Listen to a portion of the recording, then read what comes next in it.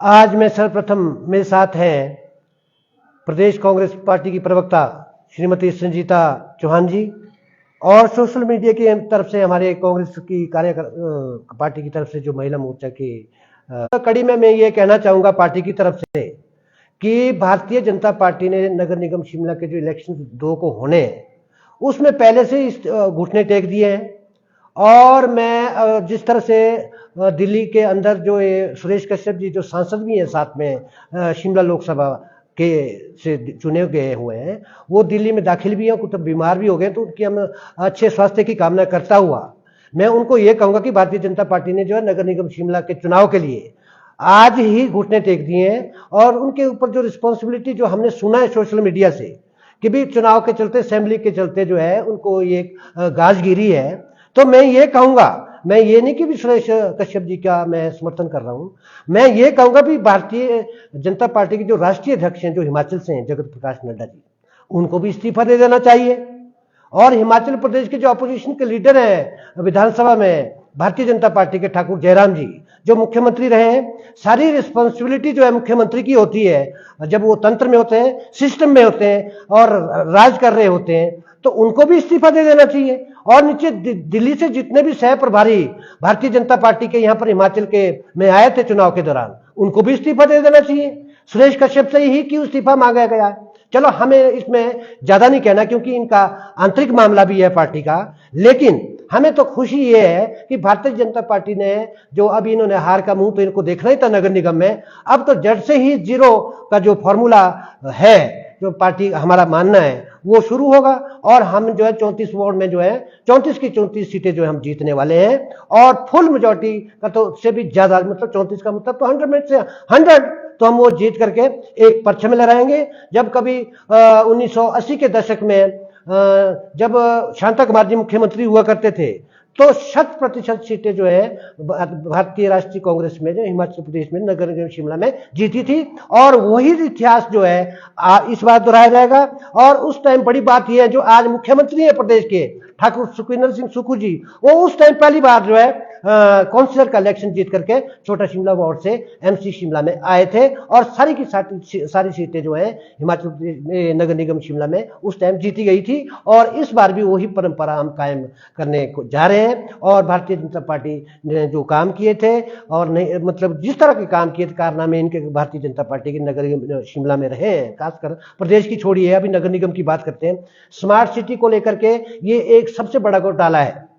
मैं कहता हूं सबसे बड़ा प्रदेश में घोटाला अगर कहीं है हिमाचल प्रदेश में भारतीय जनता पार्टी के राज में जो स्मार्ट सिटी कांग्रेस पार्टी ने बड़ी खींचतान करके हिमाचल प्रदेश शिमला और धर्मशाला के लिए लाई थी, यहां पर दिल्ली से बड़ा लड़ झगड़ करके पूर्व की हमारी जो कांग्रेस सरकार थी उसके ऊपर जो इन्होंने ठेकेदारी प्रथा चला करके जो 300 रुपए स्क्वायर फुट जो रेट था वो 1500 रुपए स्क्वायर फुट रेट दिया गया ठेकेदारों को और उनकी मनमानी के चलते और करोड़ों रुपए का जो घोटाला हुआ है, अरबों रुपए का घोटाला जो हुआ है वो उसकी हम आज जब नगर निगम शिमला कांग्रेस के का वर्चस्व जब होगा हमारी झोली में होगा तो हो सकता है हम उसकी जांच भी करें। और साथ में जिस तरह से उन्होंने कोरोना काल में 10% रेट जो है बिजली के बढ़ाए कोरोना काल में और 10% रेट जो है प्रॉपर्टी टैक्स के बढ़ाए और 10% ही गार्बेज बिल का जो रेट है वो बढ़ाया। इन्होंने बजाय देश और प्रदेश में जो है कोरोना के कारण लोग मर रहे थे, गरीबी की हालत से लोग जो भूखे मर रहे थे, उसके बावजूद भी इन्होंने प्रदेश में सरकार बीजेपी की और नगर निगम शिमला भी dominated by the BJP people councillors, तब भी इन्होंने हमारे साथ इस तरह का न्याय किया। मैं आप लोगों के लोकप्रिय चैनल के माध्यम से ये कहना चाहूंगा अगर और शहर की जनता से भी ये अपील करना चाहूंगा कि इस बार इनको नकारते हुए आप कांग्रेस का जो है जितने भी हमारे काउंसलर साहिबान खड़े हैं 34 के 34 वार्डों में उनको समर्थन देने का आप एक बार आपसे बड़ी गुजारिश करके कृपा रहेगी आप करें, क्योंकि कांग्रेस का इतिहास जो जिन्होंने देश बनाया है और आज आप चांद और इसरो की बात कर सकते हैं जाने की वहां पर। तो नगर निगम में जितने ये सारे काम है, ये नगर निगम जो है आजकल जितने भी काम हुए तो कांग्रेस सरकार में हुए, ये सबको भली भांति मालूम है। इस बार हम स्पेशल अपील करते हुए आप लोगों के माध्यम से, चैनल के माध्यम से, कि इस बार जो है कांग्रेस का परचम लहराने का जो है जनता से अपील है, ताकि जो रुके पड़े काम है, चाहे विकास के काम है, चाहे टारिंग का काम है, चाहे पानी बिजली का हिसाब किताब है, कोई मतलब महंगा जो भी है, जैसे एक SJPNL एक कंपनी फ्लोट की हुई है नगर निगम शिमला में, आउटसोर्स की गई है। जो नगर निगम में हजारों जो पद खाली भरे जाने थे, फिटर के, प्लम्बर के और जो पानी को सप्लाई करते हैं उनके, वो जस के तस पड़े हुए हैं। तो मैं ये कहना चाहूंगा इसकी भी जांच हो कि भी नगर निगम में जो ये ईस्ट इंडिया कंपनी कह सकता हूं मैं इसको, ये किसकी कंपनी है? गुजरात की कंपनी है। मैं आपको शरेआम कहना चाहता हूं, उसकी जो जांच है वो होनी चाहिए। और नगर निगम तभी तो ये जांच होगी जब हम जो है हमारे जो काउंसलर साहिबान है, और जब हम कमेटी नगर निगम शिमला में शासन करेंगे, हमारा मेयर होगा, उसके बाद ये सारी चीजें देखने वाली होगी। तो आज मेरा सिर्फ इतना ही आपके लोकप्रिय चैनल के माध्यम से कहना है, जिस तरह से सुरेश कश्यप के ऊपर ये जो गाज गिरी है, इन्होंने घुटने टेक दिए नगर निगम के चुनाव से पहले ही। तो मैं ये कहना चाहूंगा जितने भी इसमें जिम्मेवार आदमी हैं, चाहे वो ठाकुर जयराम जी हैं, चाहे वो जगत प्रकाश नड्डा जी हैं, चाहे दिल्ली से जो प्रभारी सह प्रभारी इनके नियुक्त किए गए थे हिमाचल प्रदेश असेंबली चुनाव के लिए, वो सारे के सारे इस्तीफा दें, बात खत्म। घुटने टेक दो पहले ही, जैसे इन्होंने टेके हैं। धन्यवाद। डॉक्टर जी, आप कह रहे हैं भाजपा ने घुटने टेक दिए हैं, परंतु वही विपक्ष का कहना है कि उन्होंने पिछले 5 सालों में काफी विकास कार्य स्मार्ट सिटी के तहत शिमला में किए। अब आप देखिए, मैंने आपको पहले ही बता दिया है जो स्मार्ट सिटी के अंदर क्या है शिमला में बना हुआ। आप देखिए जो ढारे बने हैं, वो वैसे तो गोरखे के डेरे होते हैं हमारे ऊपर, देखे होंगे आपने कभी, उस तरह का होता है। कोई RCC का कंक्रीट बनाते हैं। और जो रेट है, इसमें भी मेरा कहना है कि भी रेट भी हायर साइड से ठेकेदारों को जो है सहायता, मतलब उनको फायदा पहुंचाने के लिए दिए गए हैं। इसमें कौन आर्किटेक्ट थे, कौन टेक्निकल एक्सपर्ट थे, कौन इसके डिजाइन करने वाले थे, किस ठेकेदार को ये ठेके दिए गए, किसको पूछ करके दिए गए? कोई लोकल आदमी तो इसमें एक भी इन्वॉल्व नहीं है। हमारे क्या ठेकेदार सब है नहीं यहां पर हिमाचल प्रदेश के अंदर या शिमला के अंदर, जो दूसरे लोगों को ठेके दिए गए, पार्टी के लोगों को ठेके दिए गए, उनको फायदा पहुंचाने का पूरा प्रयास किया गया। तो मैं तो ये चाहूंगा स्मार्ट सिटी नहीं है, स्मार्ट सिटी का कॉन्सेप्ट ये नहीं है। स्मार्ट सिटी का कॉन्सेप्ट अगर आपने साफ देखना है तो स्मार्ट सिटी कॉन्सेप्ट में एक ऐसा होता है, एक मास्टर प्लान बनता है जो कि जगह जगह उसको लटकाया जाना चाहिए था, कि उसमें ये अंकित किया होता कि कहां टॉयलेट बनना है, कहां पार्किंग बननी है, कहां मतलब डिस्पेंसरी बननी है, कहां क्या नाम है स्मार्ट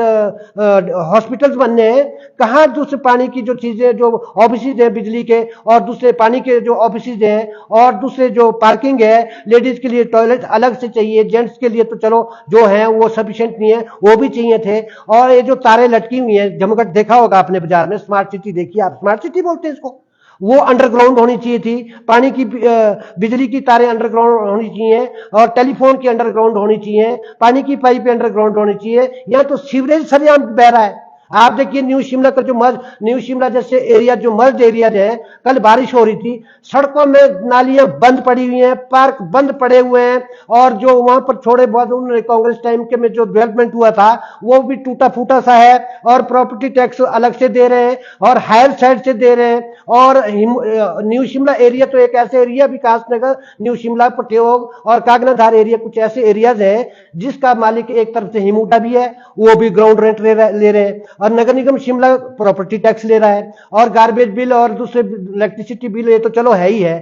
तो इन तमाम चीजों का ये स्मार्ट सिटी कॉन्सेप्ट नहीं है, इसकी जांच होनी चाहिए। इसका तो पहले ये देखा जाएगा कि भी ये कंपनी कहां से आई है, और उसका जो कॉन्सेप्ट है, जो मास्टर प्लान है, जो इसका